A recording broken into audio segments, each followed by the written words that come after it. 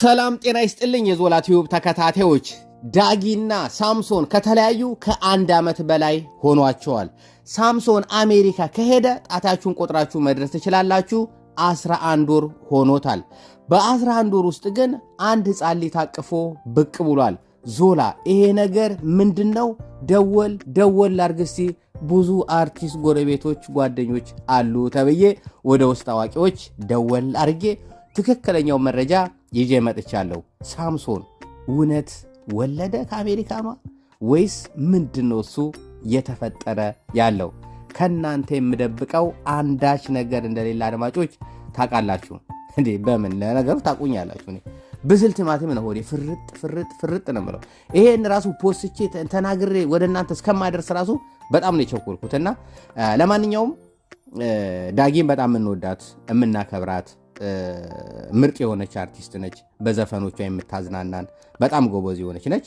እንደዚሁም ደግሞ ሳምሶንም በጣም የምንወደው በነገራችን ላይ በጣም ምርጥ የሆነ እዩኝ የማይል በስራው ብቻ የምናቀው እንደው በስተመጨረሻ ክፉ ቀን መጥቶ መድረክ ላይ ከሷ ጋር እንኳን ሰላምታ ተመላለሱ እንጂ ከዛ በፊት ሁለቱንም የምናቃቸው በእውነት ነው የምለው በሚገርም ሁኔታ ነው፣ ደስ በሚል ሁኔታ የጋብቻ እንደውም የዳጊና የሳምሶን የጋብቻ 10ኛ ዓመታቸውን ራሱ በእውነት ትኩስ የሆነ አዲስ ሰርግ ነው የሚመስለው። ትኩስ የሆነ ፍቅር ነበር የሚመስለውና በመካከል ላይ ያው ብዙ የሴጣን እንትን አለና ያው ያ ክፉ ቀን መጥቶ እስከዚህ ቀን ነው አብራችሁ የምትኖሩት ተብሎ ተለያዩ እንጂ ሁለቱም ቢሆን በምንወዳቸው የምናከብራቸው እሱም ምርጥ የሆነ ፊልሞችን ድራማዎችን የሚሰራለን፣ እሷም ደግሞ በዘፈኖች የምታዝናናን ሁለቱም ምርጦቻችን ናቸው። እውነት ስንናገር ማለት ነውና እንደውም ከዳጊ በቅርብ ጊዜ ከዳጊ ጋር ተገናኝተን ነበርና እንደው ምልክት ይሆናታል ዳጊ እንዴት ያገኘው ቀን በእሷ ላይ የተፈጠረውን ነገር ነግራችኋለሁ። አበሻ ምግብ ቤት ነው ያው ሰሞኑን የሆነ ወቅት ላይ ትዝ ይላችሁ ከሆነ ዳጊ ወደ ውጭ አገር ወጣ ብላ አገሮችን እየዞረች ነበርና በዛ መሃል ላይ በምትዞርባቸው አገር መሃል ላይ እኔ የነበርኩበት አገር መታ ነበርና በአበሻ ምግብ ቤት ውስጥ ነው ምግብ አዘን እየበላን ነው። እኔ ደግሞ ታውቃላችሁ ወዴን እወዳለሁ። በዛ መሃል ላይ ምግቤን ተነስቼ ከሷ ጋር ፎቶ መነሳት አልቻልኩም። ሰው ገና መግባቷ ነው። ሰው ዳጊ እያለ እያቀፈ ፎቶ እየተነሳ ነውና በቃ ያው ምግብ ቤት ነው ያለችው። በልቼ እጄን ታጥቤ ምናምን እቅፍ አድርጌ ሰላም እላታለሁ። እንደምወዳት እንደማከብራት እንደማደንቃት በዛው ነግራታለሁ ምናምን ብዬ ያው ምግቤን እንበላለሁ። መድረክ ላይ ወጣች። ልዘፍን አይደለም በነገራችን ላይ ዘፈን ፕሮግራም አይደለም። ዝም ብላ ለመብላትም ለመታደምም እንደዛ ነገር ለመመረቅም ዝም ብላ ነው እንደዛ ነው የመጣችው። ያው ወጣ ስትሉ ወደ ውጭ ስትመጡ ያበሻ ምግብ ቤት ዞር ይላሉ ብዙ ጊዜና በዛ ምክንያት ነው የመጣችው እንጂ ምንም ነገር የፕሮግራም ዝግጅት አይደለም።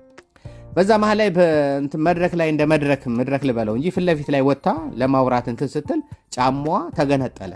በጣም በሚገርምና በሚያሳዝን መልኩ እርግጠኛ ነኝ ጫማ የት ነው የተገነጠለው ምንድነው የሚለው ዳጊ ታውቀዋለች። አጅር የዛ ሀገር ሆነ ነው ለካ የምታስቸግረው ማለቱ አይቀርምና ጫማዋ ተገነጠለ። ምንም ሳታወራ በዛው ወደ ውስጥ ገቡ። በጀርባ በር ወጡ። እኔም ፎቶም ሳልነሳ በዛው ቀረ። አሁን ዋናው ጥያቄ ግን ዳጊዬ ጫማውን የታረግሽው ነው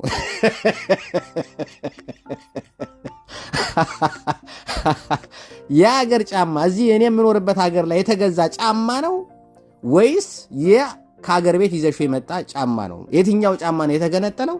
የተገነጠለውን ጫማ የታረግሽው ይዘሽው ወደ ሀገር ቤት ተመለሽ ወይስ እዛው ተውሽው? እንደው ይሄን ነገር በሆነ አጋጣሚና በሆነ ወቅት ላይ ብታስታውሺ ዳጊዬ በሆነ ምልክት ላይ ብትነግሪኝ አይዤው መጥቻለሁ አይዛው ነው ከዛን የገዛሁት ድሮሜ እናንተ ሀገር ጫማ ከሀገር ቤት ነበር ምናምን የሚለውን ነገር እንትን ብታብራሪልኝ ደስ ይለኛል። እርግጠኛ ነኝ አሁን እኔና እሷ በደንብ ተግባብተናል።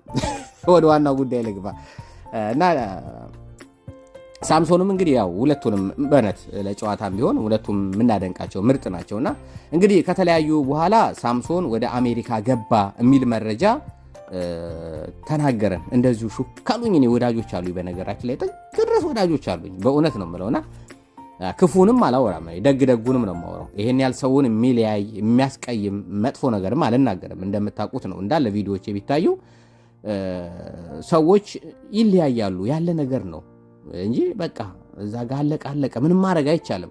በነገራችን ላይ አሁን በቅርብ ቀን በዚህ ወር ውስጥ ወደ በሁለት ወር ውስጥ ነው በሶስት ወር ውስጥ አንድ ጽሑፍ አንብቤያለሁ። ወደ 3000 በሶስት ወር ውስጥ መሰለኝ 3000 ሰዎች የጋብቻ ፍቺ አረጉ አዲስ አበባ ላይ ካልተሳሳትኩ። ብቻ እንደዚህ አይነት ቁጥር ነው ግን ከወሮቹ በቀን አንዳንድ ሳይሆን ከዛ በላይ ነው የሆነብኝና በጣም ነው የደነገጥኩት።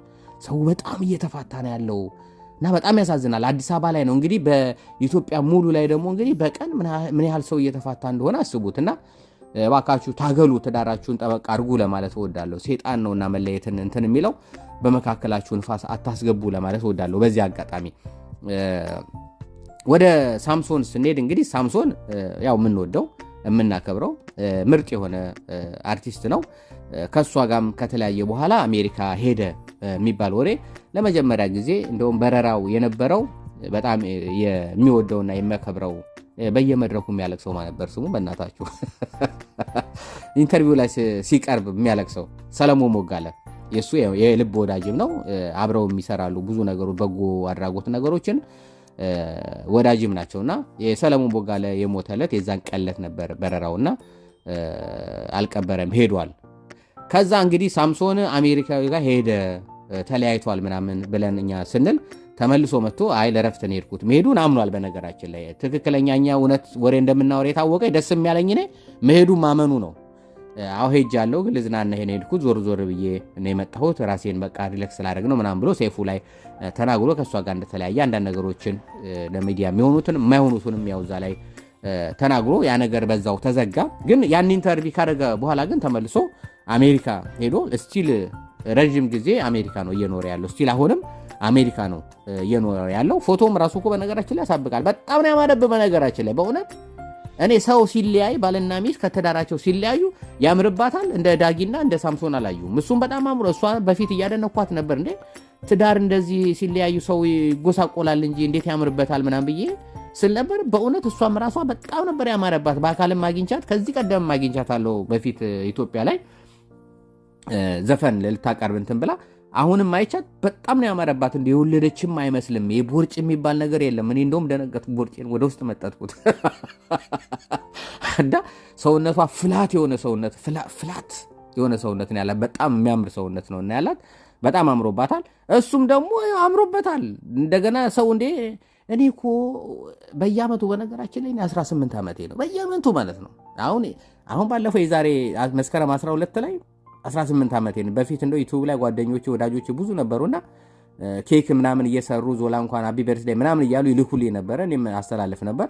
አሁን ግን ለምን እንደው አላውቅም ዘጉኝ። ሁሉ ማንም ሰው ልደቴን አላከበረልኝም በተለይ በዚህ ዓመት። ለማንኛውም አንድ ወር ከምናምን ሆነኛል 18 ዓመቴን ነው ያከበርኩትና 18 ዓመቴን አሁን የዛሬ ዓመትም 18 ዓመቴን ነው የማከብረው። እያረጁ ሄዱ እያረጁ አንዳንድ ሰው ደግሞ ጭራሽ ወደ ልጅነቱ እየተመለሰ አሁን ዳጊ ነውት ወደ ልጅነት እየተመለሰ ሳምሶን ነውት ወደ ልጅነት እየተመለሰ እና በጣም ይገርመኛል። እኔ በጣም ይገርመኛል። እና ሁለቱም በነገራችን ላይ በጣም ተመችቷቸው ነው ያሉት። እንግዲህ አሜሪካ እየኖረ ነው ያለው።